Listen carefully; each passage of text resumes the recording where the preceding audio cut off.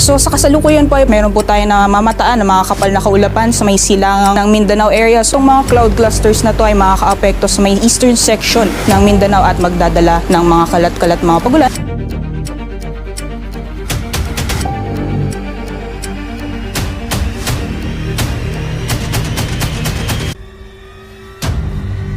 Manatiling may kaalaman at manatiling ligtas sa pamamagitan ng pagbisita sa aming YouTube channel para sa mga real-time na ulat panahon sa ating bansa. Laging tandaan, maging alerto at iba yung pag-iingat sa banta ng ulan, baha at pagguho ng lupa. Ngayon, oras na para marinig mula sa ekspertong meteorologist. Bibigyan tayo ng malalim na pagsusuri sa lagay ng panahon at ipapaliwanag ang anumang mahalagang kaganapan sa ating panahon ngayon o sa mga darating pang araw. Kung makikita po natin sa satellite image, meron po tayo na mamataan na mga kapal na kaulapan sa may silangang karagatan. May mga posibilidad po or may posibilidad na makakaapekto yung cloud clusters lalong-lalo na sa may silangang bahagi ng Mindanao. So dyan po sa Davao Region, pati na rin sa Surigao del Sur, asahan po natin yung mga posibilidad na mga kalat-kalat mga pagulan. Sa kalagayan po ng ating karagatan, wala po tayong gale warning.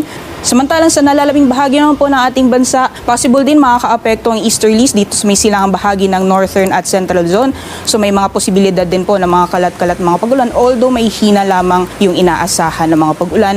And then for the rest of the country naman, magpapatuloy pa rin yung mainit at malinsangang panahon. May mga tsansa pa rin po na mga isolated rain showers or thunderstorm. Ngayon, malalaman naman natin ang lagay ng panahon sa mga susunod o darating pang araw. Bago mo ipagpatuloy, huwag kalimutang mag-subscribe at pindutin ang notification bell para lagi kang updated sa ulat panahon sa ating bansa. Huwag mo ring kalimutang ibahagi ang video na ito para makatulong o malaman ng iba pang kababayan natin ang lagay ng panahon sa ating bansa. At para naman sa mga susunod na araw dito sa Visayas, magpapatuloy pa rin yung mainit at malinsangang panahon hanggang sa darating na Friday.